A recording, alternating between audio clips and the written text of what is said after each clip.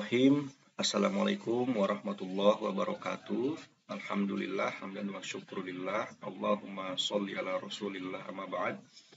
Puji dan syukur kehadirat Allah subhanahu wa ta'ala atas izin, rahmat, dan perkenannya sehingga kita dapat kembali bertatap muka secara virtual ya lewat YouTube dalam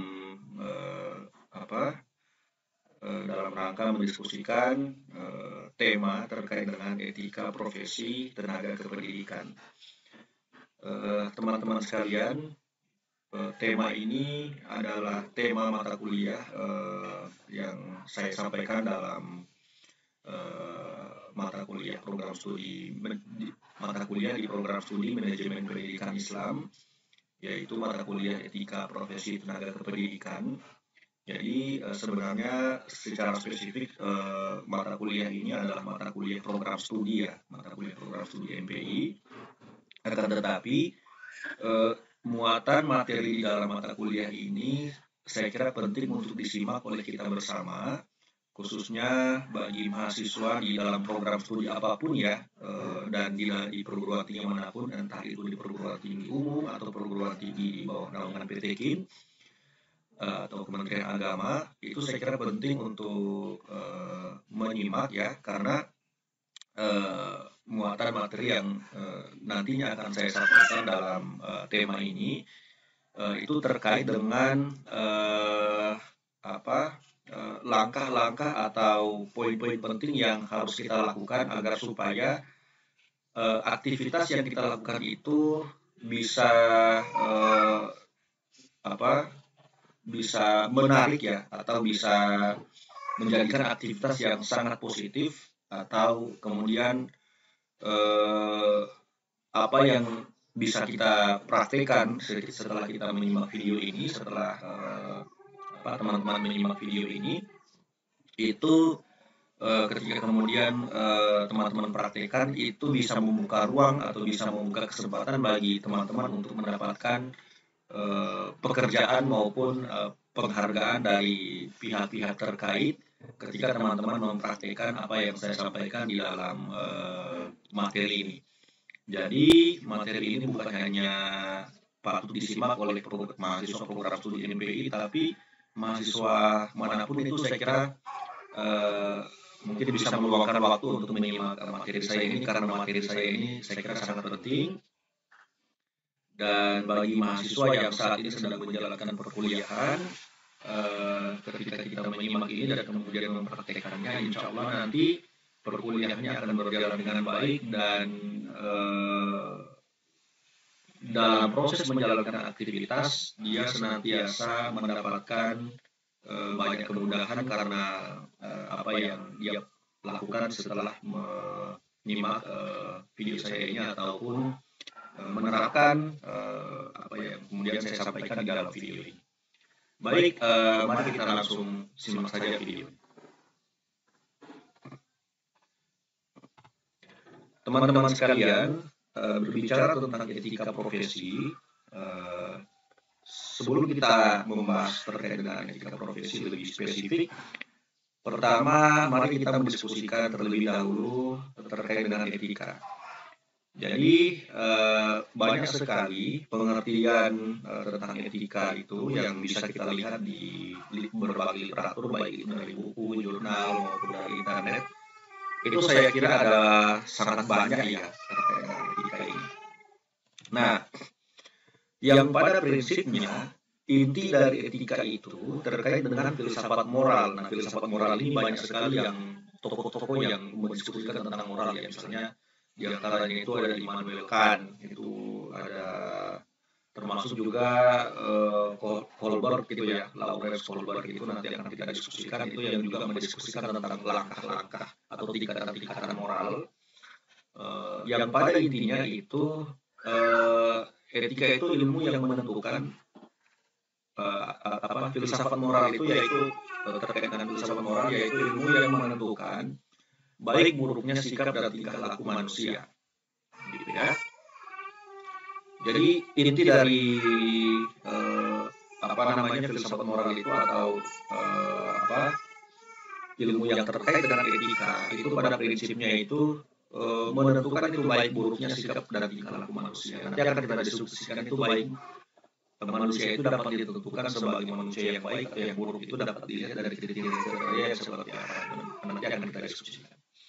Nah, menurut Profesor Dr. Sugeng, hanya manusia yang dapat disebut bermoral atau tidak, yang keputusannya dapat disebut etis atau tidak etis. Nah, jadi manusia ini, makanya di dalam Al-Quran itu kan ada beberapa kali disebut itu istilah khalifatul fil ardh atau khalifah di muka bumi ini. Bahwa memang manusia itu adalah khalifah karena manusia itu adalah satu-satunya ciptaan yang terbaik ya, yang terbaik di antara makhluk-makhluk yang lain. Karena manusia itu punya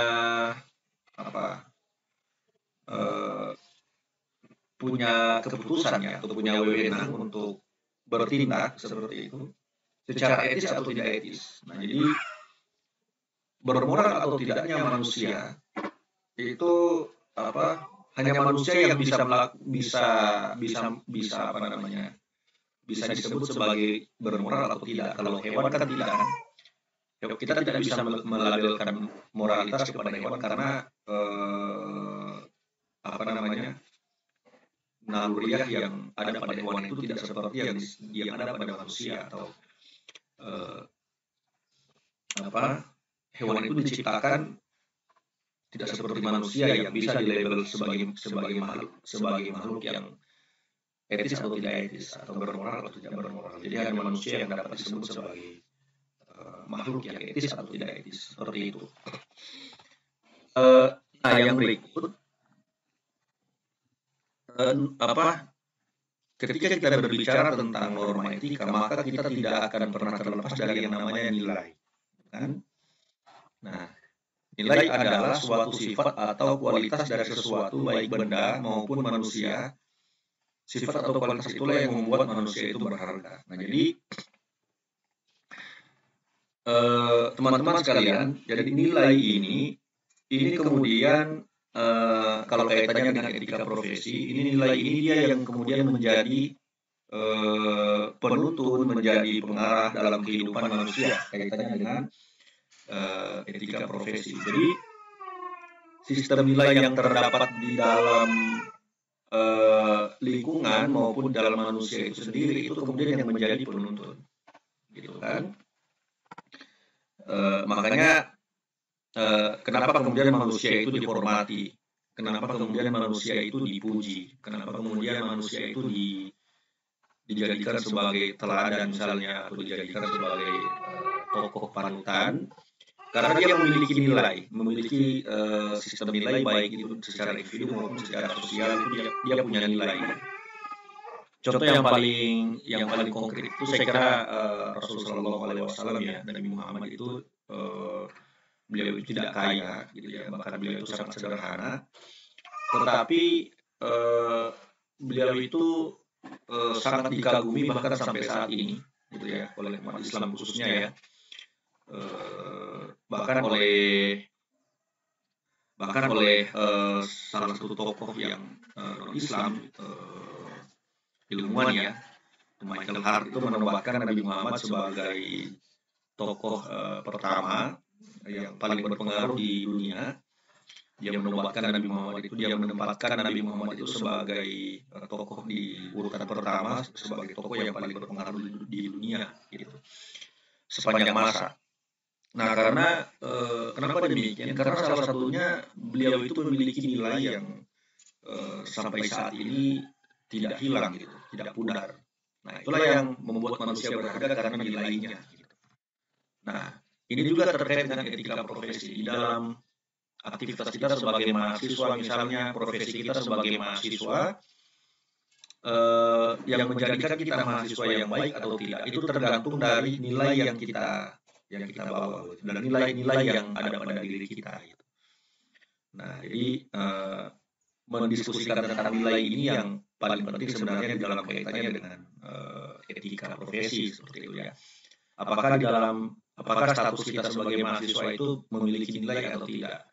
Nah, nilai ini bukan hanya berarti nilai IPK ya, itu nilai kuantitatif. Misalnya nilai IPK kita A misalnya seperti itu, atau ketika kita lulus kita mendapatkan cum laude dan seterusnya. Itu bukannya sekedar nilai seperti itu, tapi nilai dalam hal ini adalah penghargaan lingkungan atau penghargaan masyarakat kepada kita, karena memang kita ini adalah orang yang menurut mereka itu adalah orang yang sangat berharga. Gitu. Penghargaan teman kita misalnya, penghargaan masyarakat, termasuk juga keluarga, orang tua, karena memang kita ini di mata mereka adalah orang yang berharga atau bernilai. Nah, kita bisa disebut sebagai orang yang bernilai karena tadi itu, karena setiap aktivitas yang kita lakukan itu sistem nilai itulah yang kemudian memandu kita. Jadi apa yang baik bagi lingkungan, apa yang baik bagi agama, apa yang baik bagi norma-norma sosial, masyarakat dan seterusnya, itulah yang kemudian kita jalankan. Gitu. Nah, lalu kemudian yang berikutnya dalam kaitannya dengan etika profesi, nilai menjadi pemandu penuntun yang saya sudah katakan tadi, pengarah dalam kehidupan manusia. Jadi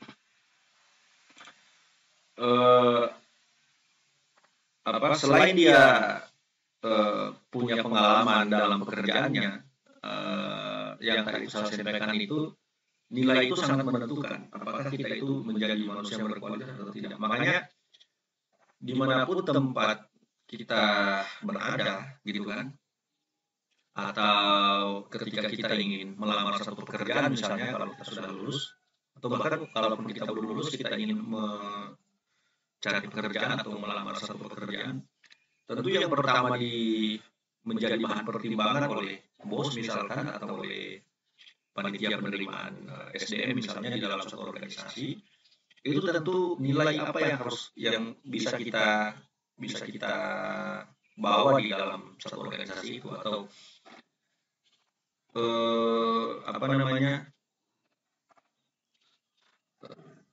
apa yang membuat kita itu dihargai.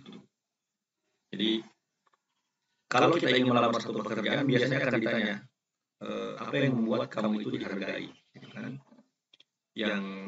Apa yang membuat kami sebagai pimpinan organisasi itu menghargai Anda, gitu. Nah, maka teman-teman mengatakan itu, saya ini dalam rekam jejak pekerjaan saya itu saya tidak pernah kemudian berbohong misalnya seperti itu, atau saya selalu memegang teguh kepercayaan, amanat, gitu kan. Atau ketika diberikan satu amanat, maka saya tidak akan mengingkari amanat itu. Saya akan berusaha untuk menyelesaikan amanat yang diberikan kepada saya, diamanatkan kepada saya, dititipkan kepada saya seperti itu, sebaik mungkin, semaksimal mungkin. Nah, itulah yang terkait dengan nilai kita, gitu kan. Saya selalu mendengarkan apa yang disampaikan oleh atasan seperti itu. Jadi kemudian saya selalu menghargai pekerjaan. Kalau saya bekerja itu saya totalitas. Nah, itu sistem nilai yang saya kira juga perlu ditawarkan, atau menjadi, dalam bahasa manajemen itu branding ya, menjadi jualan pribadi kita terhadap orang lain, atau ketika kita melamar satu pekerjaan, itu kemudian yang menjadi ciri khas diri kita yang bisa menjadi penguat ya bagi satu organisasi ketika kita melamar satu pekerjaan seperti itu misalnya. Atau kalau kita sebagai mahasiswa, kita bisa dianggap sebagai mahasiswa yang baik begitu kalau kita memiliki sistem nilai, gitu kan. Contohnya misalnya ketika bertemu di masyarakat, maka masyarakat itu menganggap kita itu adalah orang yang berharga, gitu. Jadi betul-betul memang menjadi panutan seperti itu. Nah, itulah yang dinamakan sebagai nilai. Jadi itu yang menjadi pemandu ya, atau penuntun kita ketika kita menjalankan aktivitas apapun. Nah, yang berikutnya ada tingkatan moral menurut ini yang saya sampaikan tadi, Lawrence Kohler. Nanti silakan teman-teman share di internet tokoh ini. Jadi si Lawrence ini adalah tokoh psikolog, yaitu mirip dengan Piaget ya, Jane Piaget itu yang tokoh psikolog juga. Jadi dia menjelaskan tingkatan moralitas mulai dari tingkatan yang terendah sampai dengan yang tertinggi. Kalau yang terendah itu tingkatan pertama, kalau yang tertinggi itu tingkatan ke-6. Gitu ya. Nah, itu yang dia coba jelaskan ke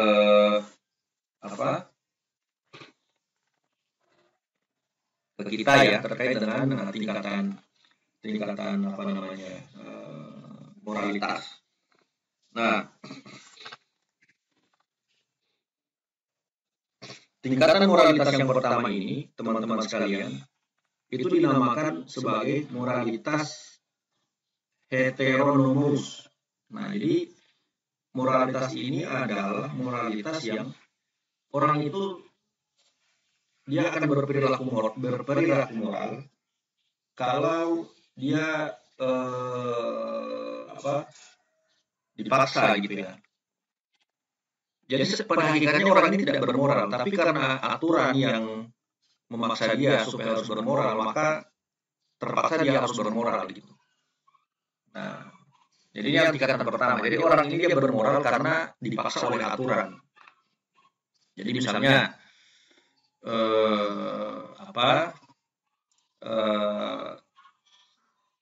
ada seorang yang mengendarai kendaraan bermotor misalkan di jalanan yang ramai begitu, lalu kemudian tidak memperdulikan pengendara yang lain, dia mengendarai secara ugal-ugalan dan seterusnya gitu ya, tidak memperdulikan keselamatan orang lain. Akan tetapi suatu saat kemudian dia dicegat ya oleh polisi misalnya atau oleh Polantas dan kemudian ditilang, kemudian dia dihukum gitu. Nah, itu dihukum disita kendaraannya lah atau seperti apa gitu. Intinya dia mendapatkan hukuman. Lalu ketika dia mendapatkan hukuman ini dan polisi kemudian menetapkan bahwa si pelaku ini akan diawasi gitu secara ketat. Jadi kalau dia mengulangi lagi perbuatannya, maka dia akan ditangkap dan dihukum lebih berat lagi. Nah, maka dengan realitas ini, ketika kemudian dia si pelaku ini ditangkap dan kemudian diputuskan untuk diawasi secara terus-menerus, gitu ya. Nah, akhirnya si pelaku ini kemudian berubah tingkah lakunya menjadi baik. Gitu. Nah, ini yang kemudian moralitas heteronomous. Jadi, dia itu berperilaku baik karena ada aturan yang mengikat dia. Gitu. Kalau dia berperilaku jahat, dia akan ditangkap dan dihukum. Seperti itu. Nah, saya kira banyak manusia yang seperti ini. Jadi, manusia yang dia itu tampak baik di muka orang karena kalau dia berbuat jahat, dia akan dihukum gitu. Nah, saya kira banyak seperti ini. Jadi ini moralitas heteronomous namanya, moralitas tingkat pertama. Nah, terus yang kedua ada individualisme. Nah, individualisme ini adalah moralitas yang disebut sebagai moralitas dia ini dia bermoral untuk kepentingan dirinya sendiri. Seperti itu. Nah, ini disebut sebagai individualisme. Nah, jadi dia dapat dikatakan sebagai orang yang bermoral gitu ya. Kalau tindakannya itu bisa menguntungkan dirinya. Nah, ini juga banyak. Contoh-contoh ini juga banyak. Jadi misalnya orang yang di saat tertentu dia ini sebenarnya hakikatnya orang yang tidak ramah ya, atau tidak suka senyum dan seterusnya. Tapi setelah bertemu dengan atasan misalnya,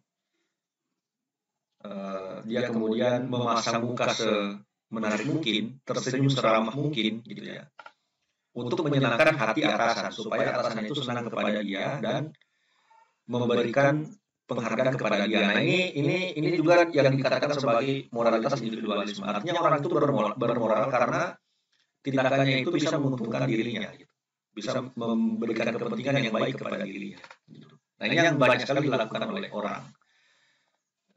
Hakikatnya orang itu tidak ramah, tidak suka senyum, tapi di saat di saat tertentu dia harus tersenyum karena kalau dia tidak senyum dia akan celaka gitu. Atau kalau dia tidak senyum maka dia akan diputuskan relasinya seperti itu. Atau kalau dia kayak tadi bertemu dengan atasan dia senyum, bertemu dengan orang-orang yang atau bertemu dengan pejabat-pejabat dia tersenyum supaya nanti kepentingannya juga bisa apa namanya bisa tercapai gitu ya. Nah ini jadi dia bermoral kalau moralitas yang dia lakukan itu menguntungkan dirinya. Nah, ini individualisme.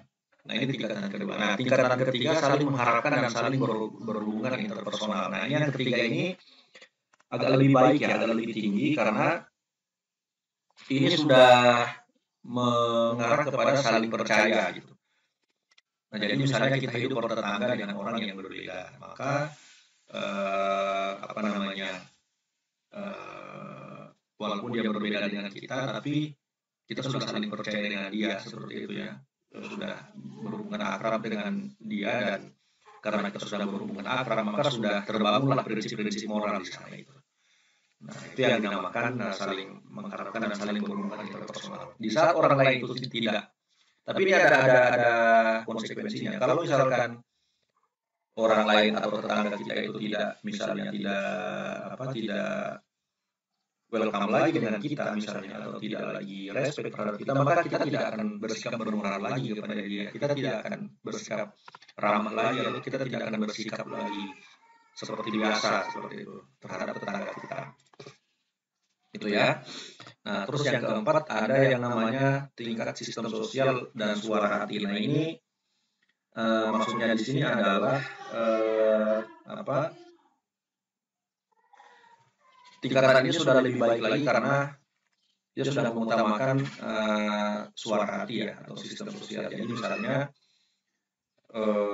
ada satu praktek misalnya yang tidak bertentangan dengan suara hatinya, maka dia tidak akan yang bertentangan dengan suara hati, maka dia tidak akan melakukan itu. Contoh misalnya walaupun di dalam kelompoknya itu kayak pungli misalnya atau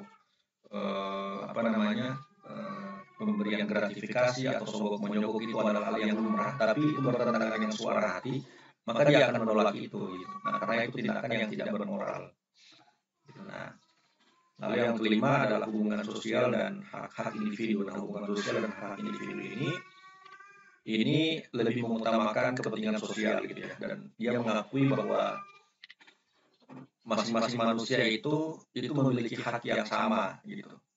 Nah, memiliki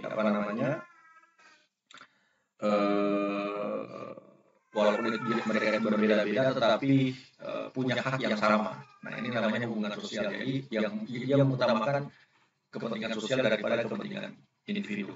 Nah, terus yang tingkatan tertinggi itu prinsip etika universal. Nah, jadi ini sudah tidak ada sekat-sekat lagi.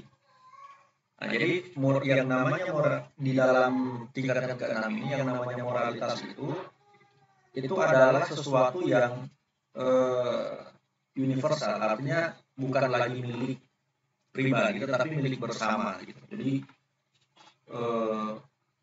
dia berprinsip orang yang di tingkatan ke-6 ini dia memiliki prinsip bahwa moralitas itu yang untuk semua orang. Jadi dia tidak memperdulikan lagi soal kejahatan, dia tidak memperdulikan lagi soal kayak terorisme dan seterusnya. Yang dia pedulikan adalah bahwa semua manusia itu bermoral. Semua manusia itu punya etika, punya nilai. Nah, ini namanya prinsip etika universal. Gitu. Nah, ini adalah 6 tingkatan yang dijelaskan oleh Lawrence Kohlberg terkait dengan tingkatan-tingkatan moralitas yang ada pada manusia.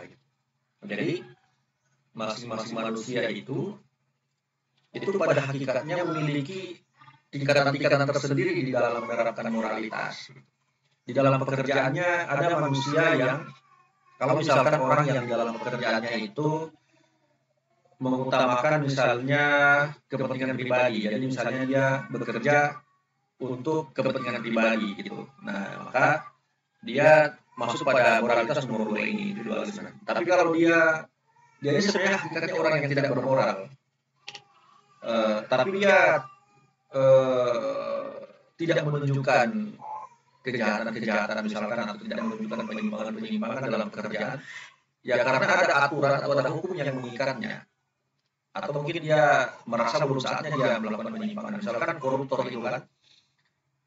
itu kan pada hakikatnya memang tidak bermoral, tetapi kenapa dia sampai sekarang ini masih belum sampai waktu berjalan dia tidak melakukan korupsi misalnya, ya karena dia masih merasa diawasi, dia masih merasa diikat oleh aturan, dan dia masih merasa belum ada kesempatan. Tapi di saat dia punya kesempatan, maka dia akan korupsi. Nah, itu berarti moralitas tingkat pertama. Artinya orang yang bermoral, orang yang jujur, atau orang yang tidak korupsi karena kebetulan belum ada kesempatan, gitu kan? Karena kebetulan tidak ada yang mengawasi. Karena kebetulan dia sedang diawasi, tapi di saat dia tidak ada yang mengawasi, di saat ada kesempatan, maka dia akan korupsi, gitu ya. Nah, oke. Nah, berikut profesionalisme. Profesionalisme muncul sebagai perjuangan untuk merebut kekuasaan dan hak-hak istimewa yang diberikan oleh masyarakat, juga eliminasi terhadap kaum amatir dan monopoli terhadap praktik profesional. Nah, jadi banyak yang bilang bahwa profesionalisme itu terkait dengan sertifikasi, terkait dengan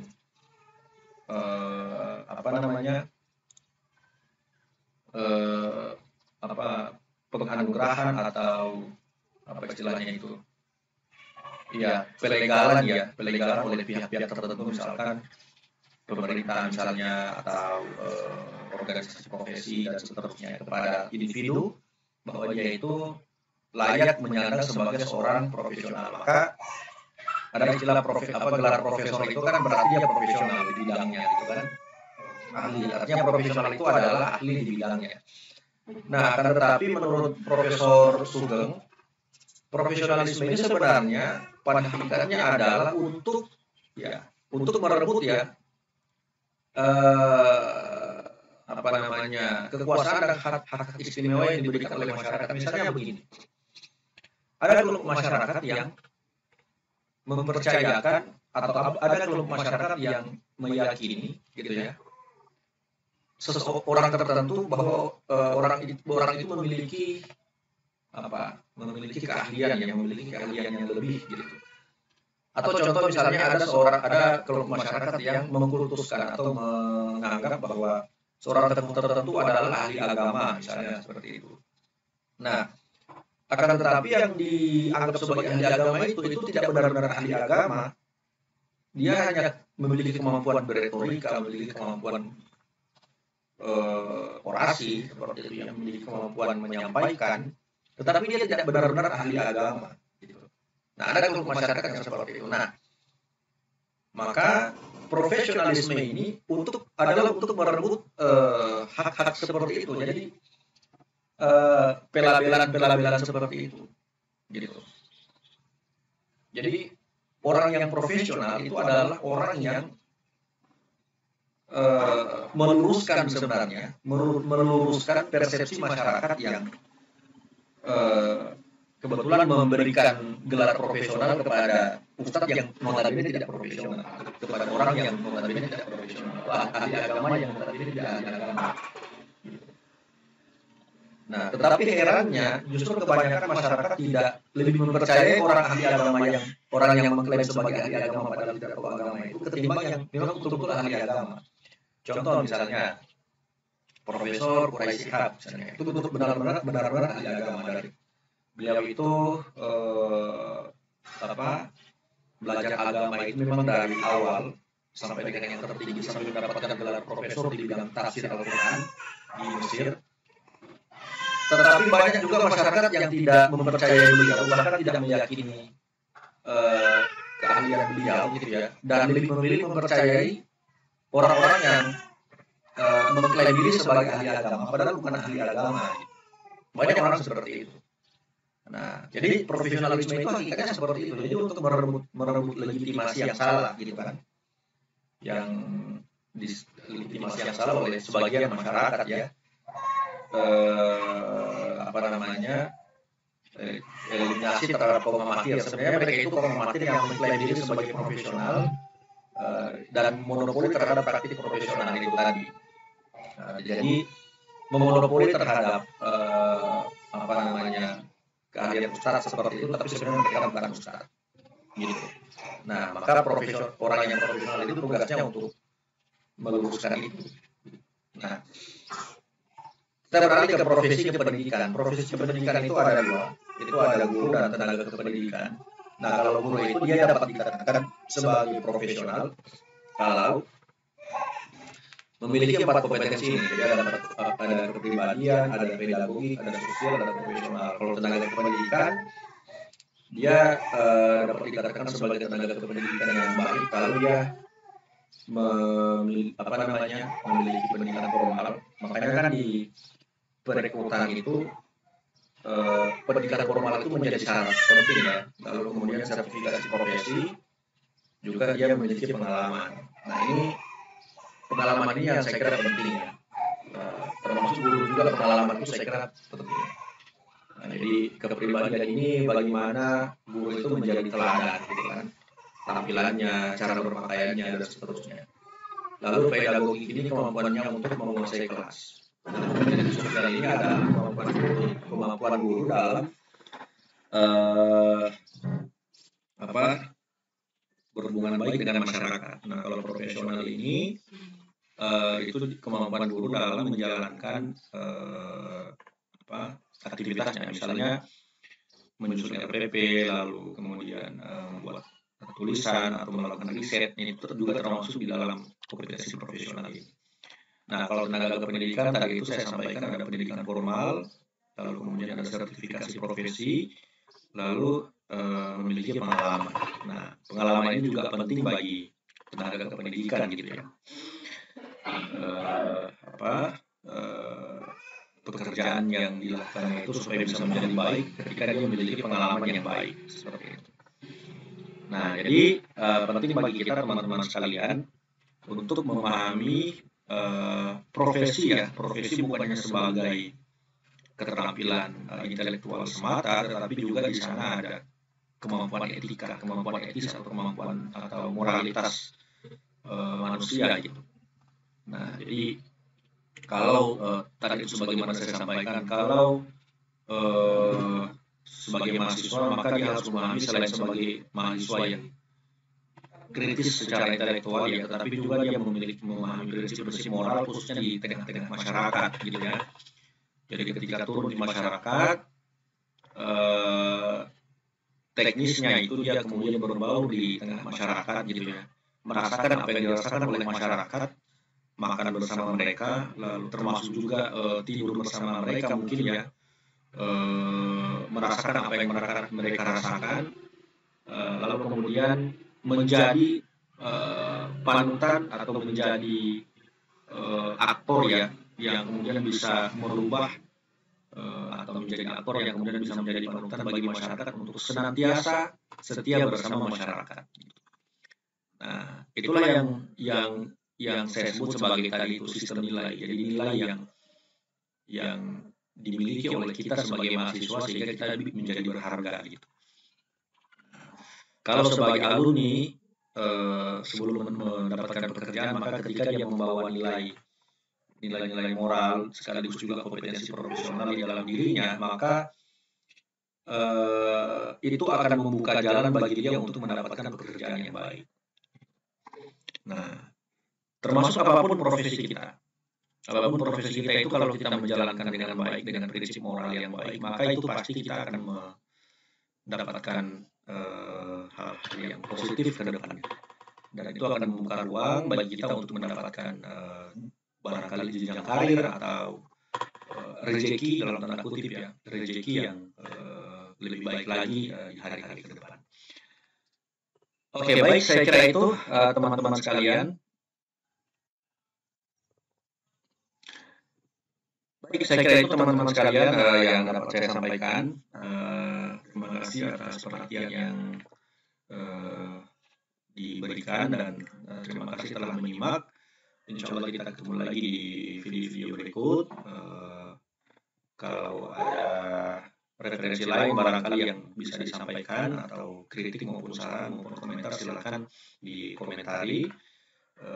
Terima kasih. Saya akhiri. Assalamualaikum warahmatullahi wabarakatuh.